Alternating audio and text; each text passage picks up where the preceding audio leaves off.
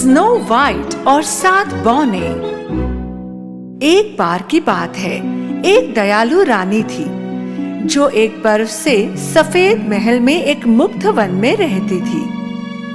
एक दिन बर्फबारी को देखते हुए रानी दिवा स्वप्न देख रही थी। बाहर बच्चे चिल्लाते हुए खेल रहे थे। उसने उन्हें देखने के लिए खिड़की खोली और हवा रानी का पसंदीदा रुमाल उड़ाकर ले गई और रुमाल ठीक उस स्नोमैन पर गिरा जो बच्चे बना रहे थे। उन्होंने दयालु रानी की ओर हाथ दिखाकर आभार व्यक्त किया। काश मेरी बेटी होती, बर्फ जैसी सफेद त्वचा, लाल होंठ और एक दयालु दिल। कई महीने बीत गए और दयालु रानी का सपना सच हो गया। जब 9 महीने बाद उसके लंबे समय से प्रतीक्षित इच्छा पूरी हुई और राजा और रानी के घर एक बच्ची पैदा हुई जो दुनिया में सबसे सुंदर थी। उन्होंने उसका नाम स्नो वाइट रखा, लेकिन उसकी खुशी लंबे समय तक नहीं रही। जबकि स्नो वाइट अभी भी एक छोटी लड़की थी, रानी का निधन हो गया और आकाश में तारा बन गई। कुछ साल बाद स्नो वाइट के पिता ने हेला नाम की महिला से शादी की। राजा नई रानी की सुंदरता पर मोहित था और इसलिए उसने कभी महसूस नहीं किया कि वो घमंडी और अहंकारी थी। दर्पण दर्पण एक बात बताओ, सबसे सुंदर कौन बताओ? आप ही मेरी रानी, आप वास्तव में देश की सबसे सुंदर स्त्री है। मुझसे ज्यादा सुंदर कोई नहीं हो सकता। स्नो वाइट अब एक खूबसूरत युवा महिला हो गई थी। उसके पिता राजा अपने सैनिकों के साथ एक लंबी यात्रा पर गए। जाने से पहले अपनी बेटी को उन्होंने गले लगाया। उदास मत होना स्नो वाइट, मैं वापस आऊंगा।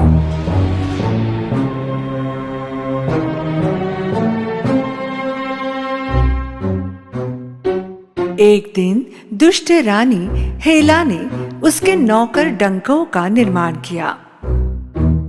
मेरे जादुई दर्पण डंकव का अनावरण करे। चेम्बरलेन डंकव अनाड़ी था।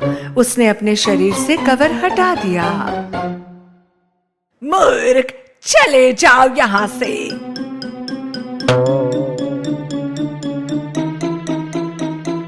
रानी ने खुद को आईने में देखा और फिर कहा, दर्पण दर्पण मुझे बता, सबसे सुंदर कौन है, क्या है पता?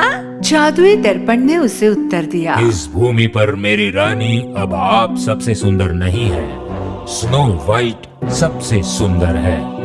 हेला बहुत क्रोधित हुई। ये हो नहीं सकता, मुझसे ज्यादा सुंदर कोई नहीं। पूरा महल उसके गुस्से से थरथराता हुआ लग रहा था और उसका दुष्ट दिल स्नो वाइट की सुंदरता को नष्ट करना चाहता था। उसने एक योजना बनाई और शिकारी को स्नो वाइट को जंगल में ले जाकर मारने का आदेश दिया। और मुझे उसका दिल ला कर दो।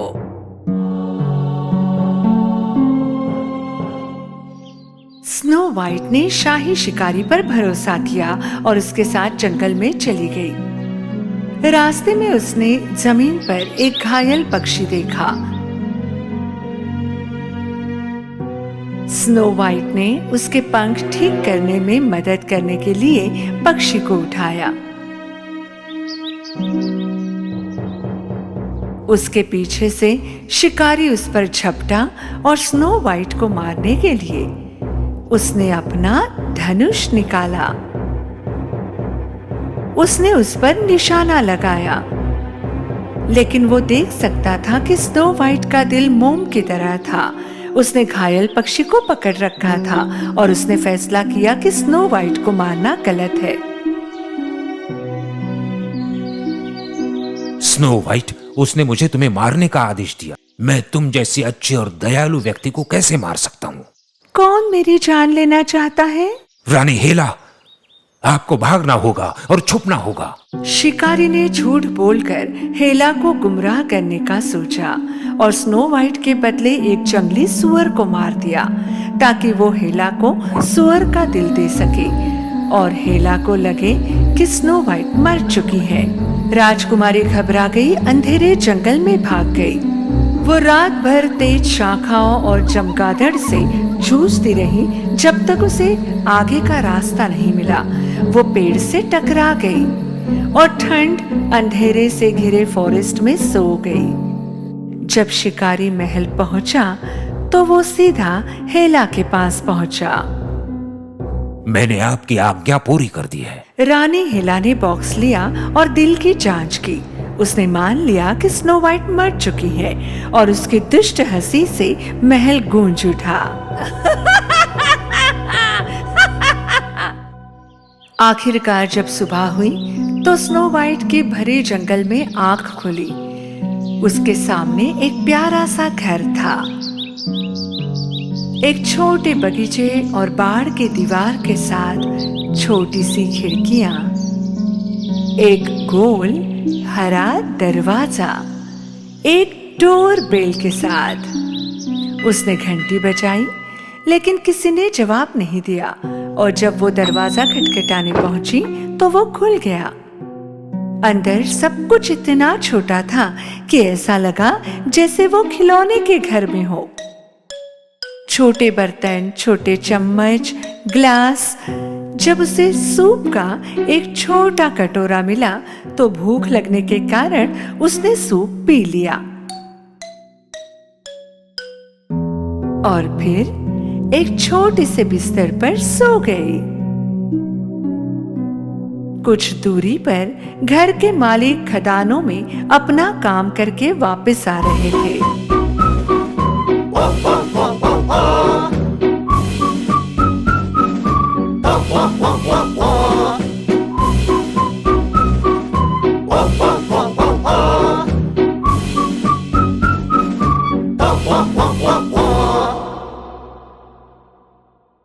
जैसे ही उन्होंने प्रवेश किया उन्हें लगा कि कुछ गड़बड़ है, इसलिए वे चुपचाप चले गए और फुसफुसाए। किसी ने मेरी रोटी खाई है। किसी ने मेरी प्लेट का इस्तेमाल किया है। कोई मेरे बिस्तर पर सो रहा है।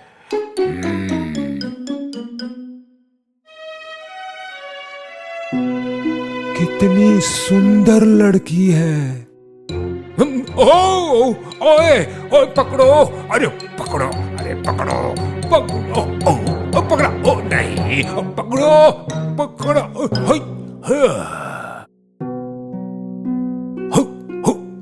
अब वो जाग रही है और ब्लैंकेट में छुप रही है।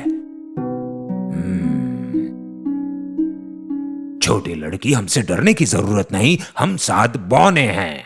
मैं हूं एस और ये है जॉली, एंग्री, क्यूरियस, सिली, शाय और लेजी।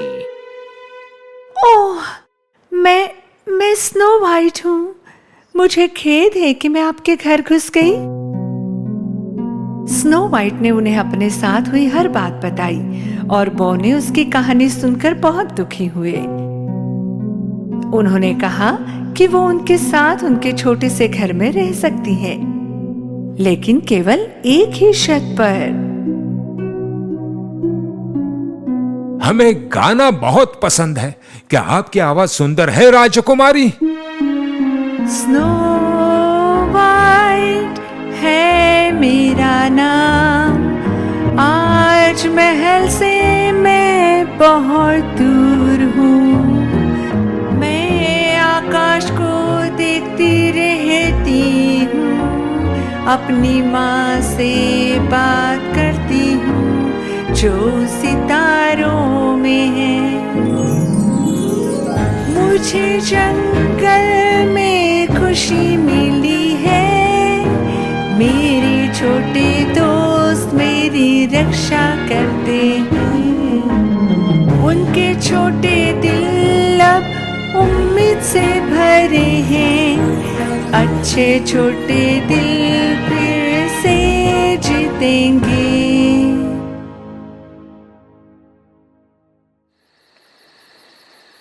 दूर एक और जमीन में एक युवा सुंदर राजकुमार था। उसका नाम एंटवान था। उसे रात में बाहर बैठकर सितारों को देखना बहुत पसंद था, जो उसे उसके लोगों की याद दिलाते थे। एक रात उसने तारों भरे आकाश में स्नो वाइट का चेहरा देखा और उसे लगा कि उसे खोजना चाहिए। एक परी ने उसे बताया कि वो खतरे में है और उसने उसे एक जादुई दिल के आकार का हार दिया। तो राजकुमार एंटवान अपने भरोसेमंद घोड़े पर बैठकर उस सुंदर चेहरे को ढूंढने निकला। यहाँ महल में दुष्ट हेला फिर से जादुई दर्पण के सामने खड़ी थी। डंको, जादू दर्पण से पर्दा हटाओ, मुझे अपनी सुंदरता देखने दो। डंकव ने प्रवेश किया, लेकिन कवर दर्पण पर अटक गया था और उसने लगभग उसे खींच लिया। डंकव एक अनाड़ी सेवक था। हमेशा सबसे महत्वपूर्ण समय पर वो अजीब और अनाड़ी बर्ताव किया करता था। हेला लगातार उससे नाराज थी। जब डंकव निकल गया तो हेला ने फिर से दर्पण से पूछा कि वो कितनी सुंदर है। दर्पण दर्पण, मुझे बता, सबसे सुंदर कौन है, तुझे पता? क्षमा करे मेरी रानी, लेकिन स्नो वाइट जो 7 बौनों के साथ रहती है वो इस देश में सबसे सुंदर है। नहीं नहीं, मुझे लगा कि स्नो वाइट मर चुकी है।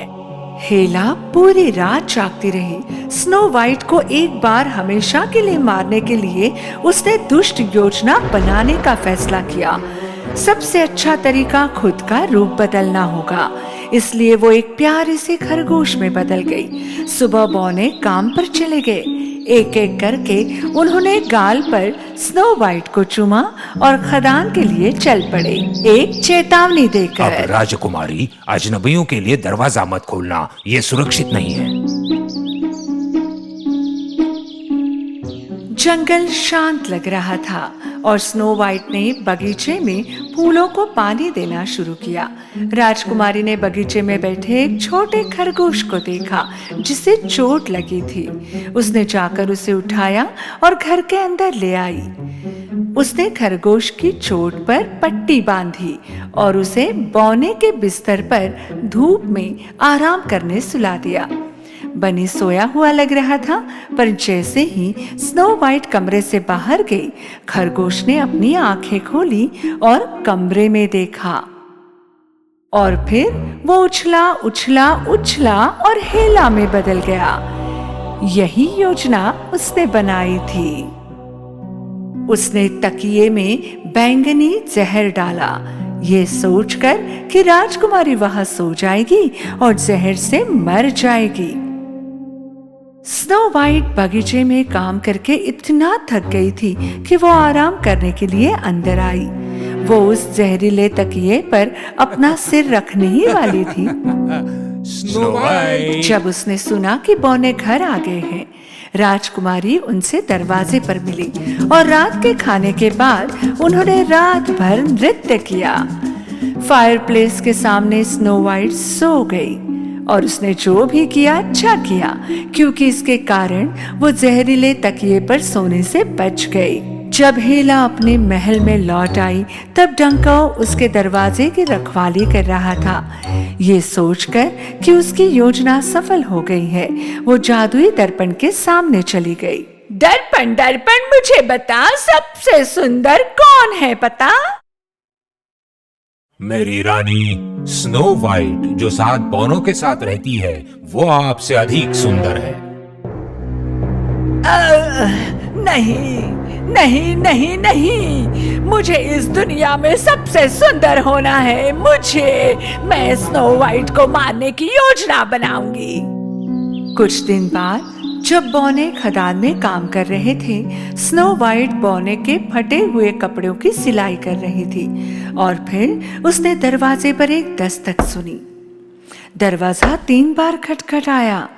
स्नो वाइट ने दरवाजे के माध्यम से देखा कि कौन है, और ये एक बूढ़ी बदसूरत महिला थी जिसके पास सेब की एक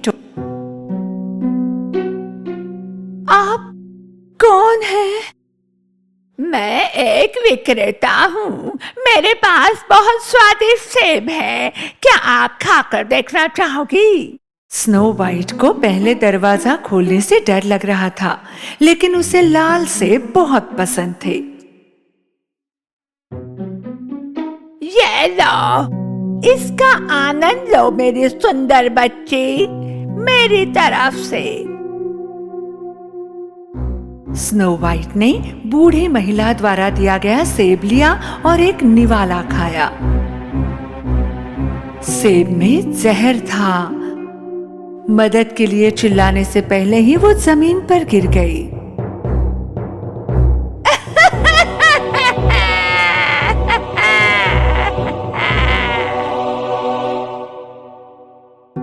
सड़क के ठीक नीचे राजकुमार एंटवान ने अपने घोड़े को एक पेड़ की छांव में विश्राम के लिए बांध दिया। उसने आकाश में जो सुंदर चेहरा देखा था, उसे खोजने के लिए वो दूर तक यात्रा कर रहा था। सड़क से कुछ दूर उसने एक बूढ़े व्यक्ति को अकेले चलते देखा। वो उससे बात करने जा रहा था, तभी अचानक वो दुष्ट रानी हेला में बदल गई। राजकुमार और उसका घोड़ा स्तब्ध रह गया और उसने पता पूछने का इरादा बदल दिया। देर रात जब बौने घर आए तो उन्होंने देखा कि स्नो वाइट अभी भी फर्श पर बेजान पड़ी है। वे बहुत दुखी हुए और उनके दिल के टुकड़े टुकड़े हो गए। उन्होंने एक सुंदर कांच का ताबूत तैयार किया और उसे देश की सबसे लंबी नदी तक पहुंचाया, ताकि राज्य के सभी लोग उसकी सुंदरता के बारे में जान सके। नीचे की तरफ राजकुमार नदी के किनारे अपने घोड़े पर यात्रा कर रहा था और उसने नाव में कांच के ताबूत को देखा। उसने लड़की के चेहरे को पहचान लिया। राजकुमार बहुत दुखी हुआ, फिर भी उसने ताबूत के कवर को खोला। उसने अपनी जेब से स्टारडस्ट हार लिया और इसे राजकुमारी पर रख दिया। अलविदा राजकुमारी, हमेशा सितारों की तरह चमकती रहना। लेकिन राजकुमार ने हलचल देखी। स्टारडस्ट हार जादुई था और उसे आकाश में देखे गए चेहरे की खोज के लिए पुरस्कृत किया गया था। स्नो वाइट पुनर्जीवित हुई।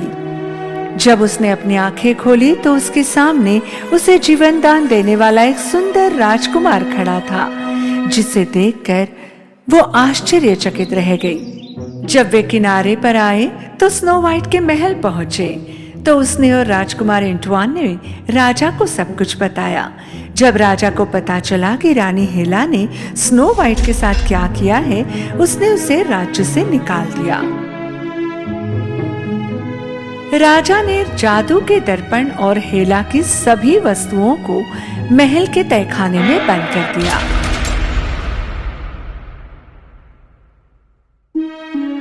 कई महीनों बाद स्नो वाइट और प्रिंस को प्यार हो गया, इसलिए ये एक अरेंज मैरिज नहीं थी और फिर महल में एक शानदार शादी संपन्न हुई। उन्होंने बौनों को भी आमंत्रित किया और जश्न मनाया और खुशी से जिंदगी बिताने लगे।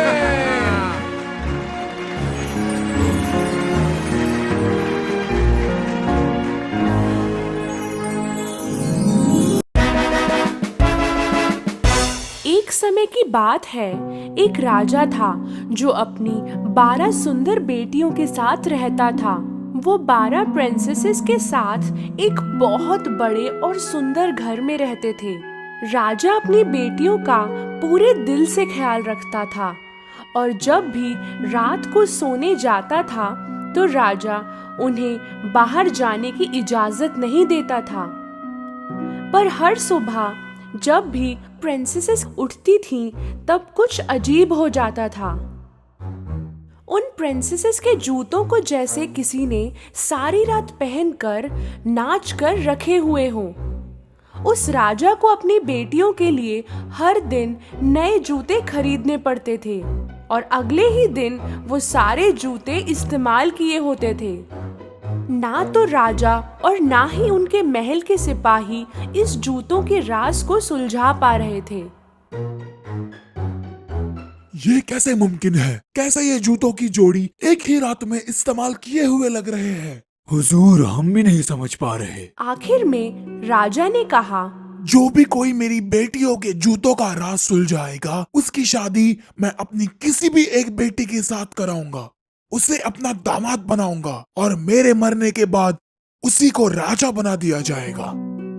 पर उस इंसान के पास सिर्फ 3 दिन और 3 रातें होगी, वरना उसे अपनी बाकी की जिंदगी जेल में बितानी पड़ेगी। उस राज्य के खूब सारे नौजवान और दूसरे देशों के राजकुमार भी महल में इस काम के लिए आए। कई दिनों तक वो उन 12 प्रिंसेस के कमरे के दरवाजे के बाहर पहरा लगाए बैठे रहते थे, पर कोई भी इस राज को सुलझा नहीं पाया और जूते इसी तरह हर रात को पहने हुए होते थे। आखिरकार एक नेक दिल का नौजवान इस काम के लिए आगे आया और फिर वो महल की ओर चल पड़ा। रास्ते में वो एक बूढ़ी औरत से मिला जो बहुत गरीब दिखाई दे रही थी। मेरे प्यारे बच्चे, मैं बहुत भूखी हूँ, क्या आप मुझे ब्रेड का टुकड़ा दे सकते हैं? उस नौजवान ने अपने बैग में पड़ा सारा खाना उस गरीब बूढ़ी औरत को दे दिया। वो औरत बहुत खुश हो गई क्योंकि इससे पहले वहाँ से जितने भी लोग गुजरे उनमें से किसी ने भी उसे कुछ नहीं दिया था। वो औरत जानती थी कि ये नौजवान बाकी लोगों से अलग है, इसलिए उसने खाने के बदले उस नौजवान को एक जादुई केप दिया। ये जादुई केप लो, जब तुम इसे पहनोगे तो तुम अदृश्य हो जाओगे। जब रात को 12 बजेंगे तब तुम इस केप को पहनकर गायब हो जाना। इस तरह तुम उन जूतों के राज को सुलझाने में कामयाब हो जाओगे। लेकिन ध्यान रहे, वो प्रिंसेसेस तुम्हें कुछ भी पीने को दे तो उसे नहीं पीना। वो नौजवान उस केप को लेकर महल की ओर चल पड़ा और जब वो महल में पहुंचा, उसने कहा कि वो जूतों के राज को सुलझाने आया है। पहले दिन जब वो उन प्रिंसेसेस के दरवाजे के बाहर पहरा दे रहा था, तभी सबसे बड़ी प्रिंसेस नींबू शरबत लेकर बाहर आई। आप प्यासे होंगे ना? हमने ये नींबू शरबत खास आपके लिए बनाया है, इसे स्वीकार कीजिए। वो नौजवान उस बूढ़ी औरत की चेतावनी को भूल गया और उसने वो शरबत पी लिया। शरबत को पीते ही वो गहरी नींद में चला गया। पूरी रात वो खर्राटे मारते हुए एक कमरे में सो गया जो उन प्रिंसेसेस ने उसके लिए बना रखा था।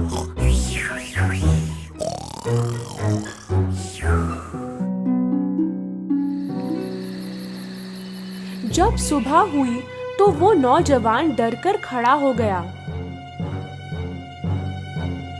मुझे तो जादुई केप पहनकर प्रिंसेस के कमरे में जाना था। दूसरी रात वो फिर से प्रिंसेसेस के कमरे के बाहर पहरा दे रहा था। इस बार दूसरी प्रिंसेस शरबत लेकर बाहर आई। उस नौजवान को पहरा देते देते काफी प्यास लग रही थी और वो रात का इंतजार कर रहा था। बिना सोचे उसने वो शरबत पी लिया और वो फिर से गहरी नींद में चला गया। अगली सुबह जब वो जागा तो उसे उस बूढ़ी औरत की बात याद आ गई। ध्यान रहे, वो प्रिंसेसेस तुम्हें कुछ भी पीने को दे तो उसे नहीं पीना। जरूर उस शरबत में प्रिंसेसेस ने नींद की दवाई मिलाई होगी। उसी वक्त राजा वहाँ पर पहुँचा। 2 दिन बीत गए और तुमने अभी तक उन जूतों के राज को नहीं सुलझाया। अगर आज रात तुम इसे नहीं सुलझा पाए तो अपनी बाकी की जिंदगी जेल में बिताना। राजा ये बात कहकर वहाँ से चला गया। उस नौजवान को आज किसी भी कीमत पर उस राज को सुलझाना था। उसी रात आखिरी बार वो फिर से प्रिंसेस के कमरे के बाहर पहरा देने लगा। इस बार सबसे छोटी प्रिंसेस संतरे का शरबत लेकर बाहर आई, पर इस बार वो नौजवान चौकन्ना था। जब प्रिंसेस वहाँ से चली गई, उसने उस शरबत को गमले में फेंक दिया। आधी रात हो गई थी। उस नौजवान ने जादुई केप पहना और गायब हो गया। धीरे से उसने प्रिंसेसेस के कमरे का दरवाजा खोला और उसने जो देखा वो देखकर हैरान हो गया। सारी प्रिंसेसेस ने अपने सबसे खूबसूरत बॉल गाउन्स पहनकर नए शूज पहने हुए थे। चलो देखते हैं कि वो नौजवान सो गया कि नहीं। एक प्रिंसेस ने दरवाजा खोलकर बाहर झांका और दूसरी ने दीवार पर अपने कान लगाए। तभी उस नौजवान को ख्याल आया कि उसे खर्राटों की आवाज करनी होगी।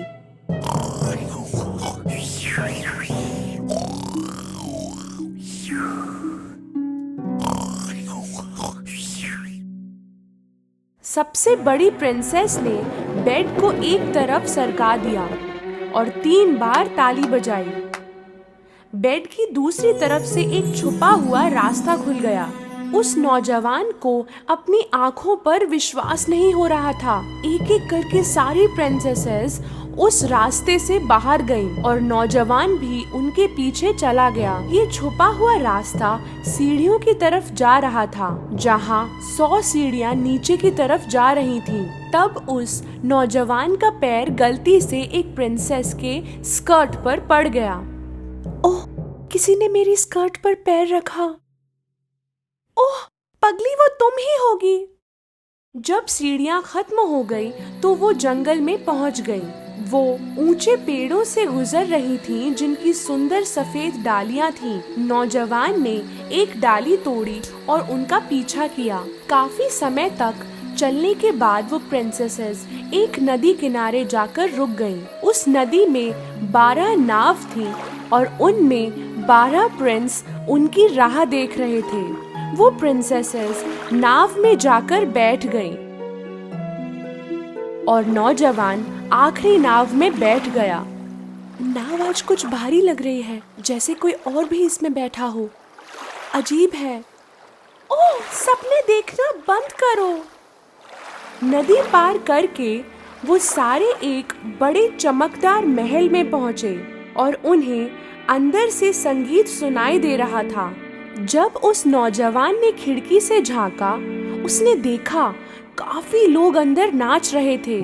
जैसे ही सारी प्रिंसेसेस महल के अंदर गईं, वो नाचने लगी।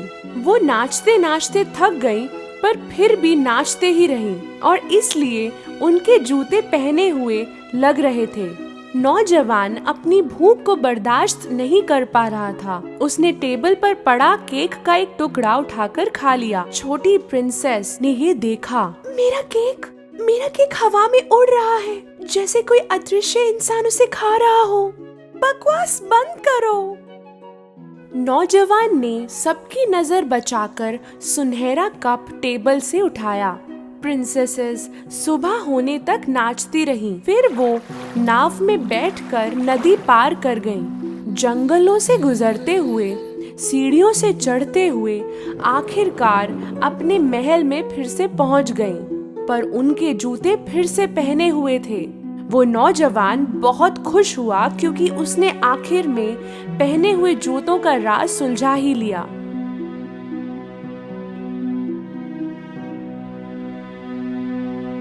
कुछ देर बाद राजा उस नौजवान के पास गया। तुम्हारा वक्त आज खत्म हो गया। क्या तुम इस राज को जान पाए? जी हाँ हुजूर, मुझे पता चल गया। और फिर उसने राजा को सारी हकीकत बताई। राजा ने पहले उसकी बातों पर विश्वास नहीं किया, पर जब नौजवान ने राजा को सफेद डाली और सुनहरा कप दिखाया तो राजा को यकीन हो गया और फिर राजा ने अपना वचन निभाते हुए उस नौजवान को अपने पसंद की प्रिंसेस चुनकर उससे शादी करने की इजाजत दे दी। नौजवान ने कहा कि उसे सबसे छोटी प्रिंसेस से शादी करनी है। वो 12 प्रिंसेसेस खुश नहीं थी क्योंकि उनका राज अब सबको पता चल गया था, पर वो नौजवान और छोटी प्रिंसेस शादी करके हंसी खुशी अपनी जिंदगी गुजारने लगे।